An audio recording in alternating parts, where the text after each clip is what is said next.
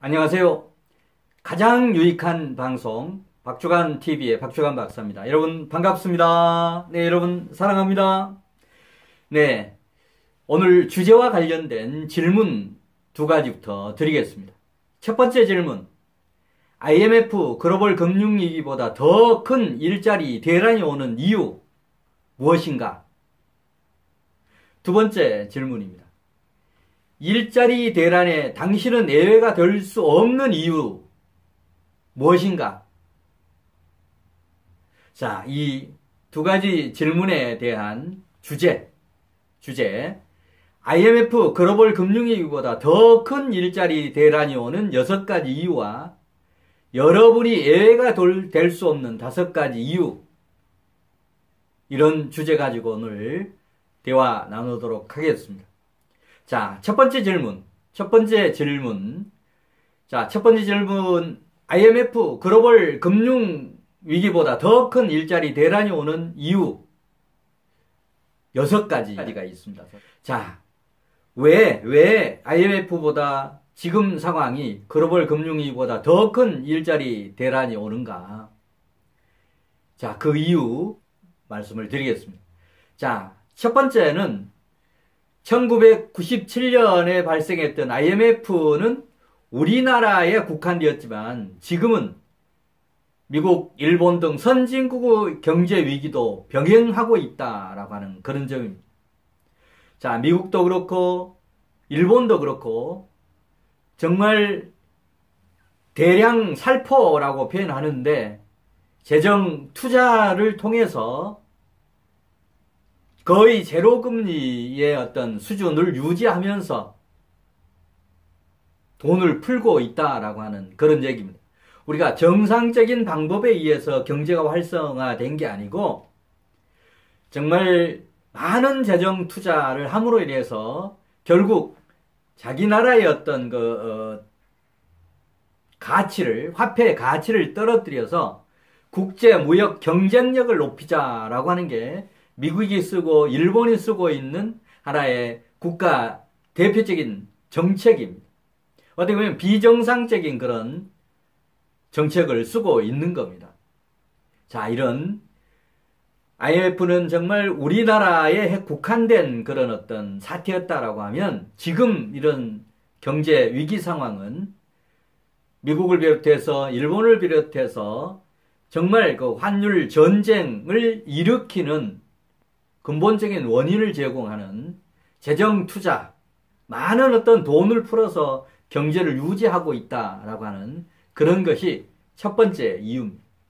자, 두 번째, 정말 IMF 글로벌 금융위기보다 더 큰 일자리 대란이 오는 이유 두 번째는 뭐냐면 그동안에 전혀 우리가 경험하지 못했던 대중무역전쟁,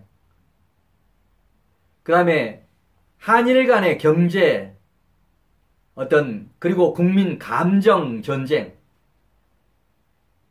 그 다음에 이제 각국의 어떤 환율 정책이 격화되고 있는 이런 점들이 정말 IMF 글로벌 금융위기보다 더 큰 일자리 대란을 가져오는 두 번째 이유입니다. 자, 미중 간의 무역 전쟁은 아마 쉽게 끝나지 않을 겁니다. 담판에 의해서 짧은 기간에 결론이 날 수도 있겠지만 이미 그런 단계를 뛰어넘었습니다. 서로 평평하게 이 맞짱을 뜨고 있습니다. 미국이나 중국이나.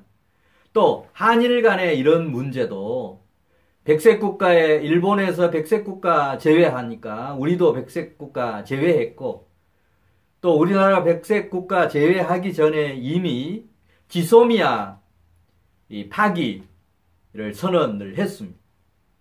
자, 이런 어떤 한일 간의 경제 전쟁에다가 한술 더 떠서 더 중요한 게 이제 국민 간의 어떤 감정 싸움까지, 불매 운동까지, 또는 여행 금지까지 이렇게 전개가 되어버렸다라고 하는 그런 점입니다. 자, 걷잡을 수 없는 그런 상황으로 이미 치닫고 있습니다.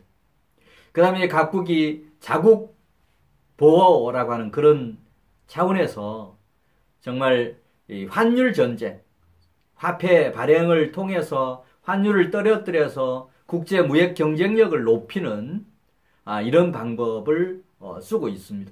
그런 환율 전쟁이 격화되고 있다라고 하는 게 두 번째 이유입니다. 자, 세 번째 이유는 북한의 김정은의 어떤 그 핵무기 위협이 지속되고 있다. 최근에 미국하고 어떤 대화가 소강 상태에 있는 상황에서 여러 차례 단거리 미사일 실험을 했습니다. 자, 미국의 트럼프는 단거리 미사일이기 때문에 크게 신경 쓸 게 없다라고 이렇게 얘기를 했습니다. 근데 저는 군사를 잘 모르는 입장이지만 문제는 그 단거리에 어떤 내용물을 가지고 실험을 했느냐라고 하는 것이 중요한 것이지, 단거리이기 때문에 미국에게 어떤 피해가 없을 거다, 장거리는 위험하다, 이런 어떤 시각은 근본적으로 잘못됐다라고 하는 겁니다. 어떤 내용물을 탑재해서 어떤 그 미사일 종류를 탑재해서 발사했느냐가 중요한 것이지, 길게 단거리다 장거리다라고 하는 것은 뭐 얼마든지 이미 장거리 실험 다 했기 때문에 단거리를 장거리로 늘리는 건 그건 뭐 식은 죽 먹기 아니겠습니까? 어떻게 보면 우리나라 남한을, 미국을 어떻게 보면 조롱하듯이 하고 있는 그런 저는 행위라고 생각을 합니다. 자, 그런 단거리 미사일에 대한 이런 과소평가, 그리고 상당히 무너진 남북 간의 어떤 신뢰 문제를 어떻게 회복할 거냐라고 하는 이런 부분들이 쉽게 풀릴 것 같지 않다라고 하는 그런 얘기입니다. 그럼 이제 네 번째 IMF 글로벌 금융 위기보다 더 큰 일자리 대란이 오는 이유. 네 번째, 문재인 정부의 경제 실정, 여러 가지 있죠. 그 경제 실정과 또 인사 실정, 조국 장관의 어떤 그 인사 어떤 실정, 여파.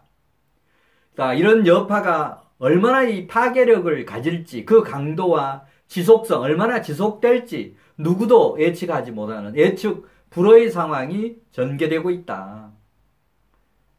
라고 하는 게 IMF 글로벌 금융위기보다 더 큰 일자리 대란이 오는 이유입니다. 자, 다섯 번째는 정말 최근 들어서 우리 국가 경제 성장률이 2%를 밑도는 상황까지 왔습니다. 문재인 정부 들어서 경제가 활성화되지 않고 오히려 침체되고, 일자리 창출 예산을 그렇게 추경 예산까지 포함해서 엄청나게 투입을 했지만 일자리가 늘어나는 것이 요원합니다. 그리고 경제 성장률마저도 2%대가 무너지고 1% 후반 가능성도 매우 높아지고 있다라고 하는 그런 점입니다. 자, 그다음 이제 여섯 번째 이유. 국내 경제의 어떤 디플레이션 가능성이 매우 높아졌다라고 하는 그런 점입니다. 우리나라는 인플레이션은 경험했습니다만 디플레이션은 경험을 안 했지만, 지금의 이런 어떤 국내 경제 상황이 디플레이션 상황에 매우 근접해 있고, 일본의 잃어버린 10년, 20년의 비슷한 그런 상황들이 우리나라에도 일어나고 있다라고 하는 그런 얘기입니다. 자, 대표적인 그런 상황들. 물가가 하락을 하고 있습니다.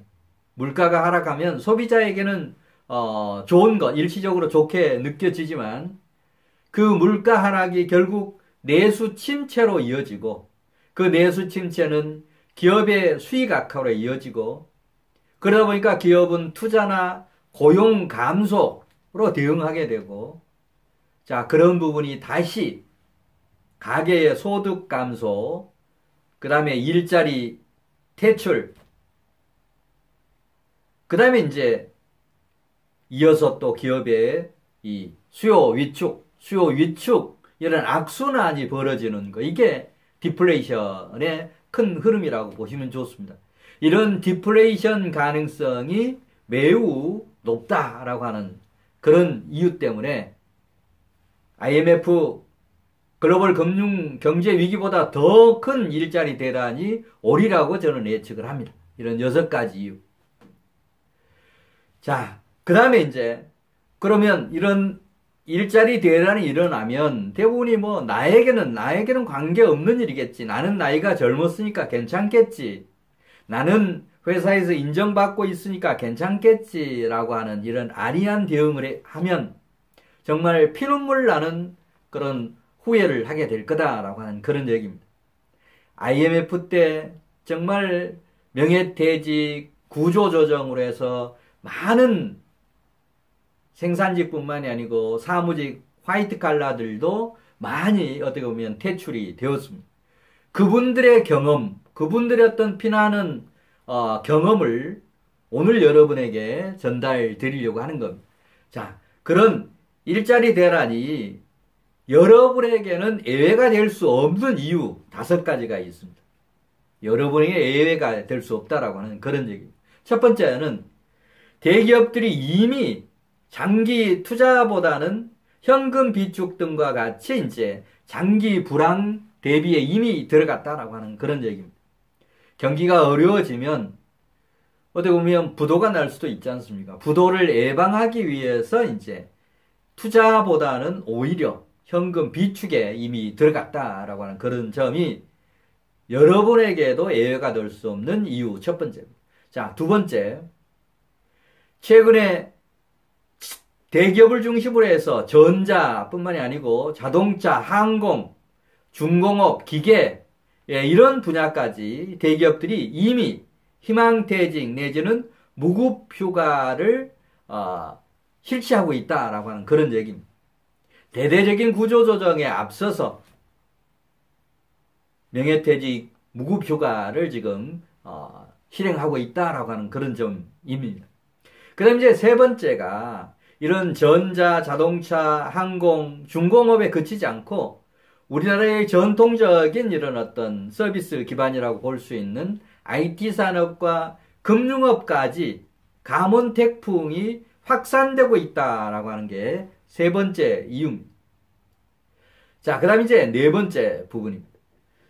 네 번째 부분은 대기업에서 이런 또 금융기관까지 감원태풍이 확대되고 있는데 네 번째는 그 여파로 이미 중소기업은 2년 전부터